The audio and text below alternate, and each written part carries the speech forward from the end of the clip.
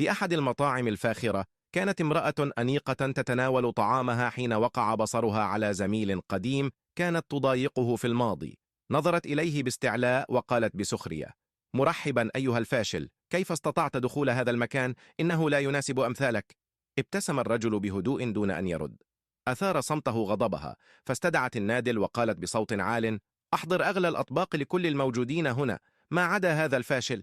راقبته وهي تتوقع أن ترى الإحراج يملأ وجهه، لكنه فاجأها بابتسامة وضحكة خفيفة وقال: شكرا. ازداد غضبها وصاحت: ما المضحك؟ أجاب بهدوء: لا شيء. ازداد استياؤها من رده البارد، فصرخت: أحضر أفضل المشروبات لكل الحاضرين ما عدا هذا الفاشل. ضحك الرجل مجددا وقال: شكرا.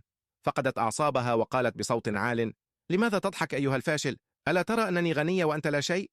قبل أن تواصل كلامها اقترب مدير المطعم وقال لها بأسف: سيدتي، لدينا مشكلة، بطاقتك الائتمانية مرفوضة وتم الإبلاغ عنها.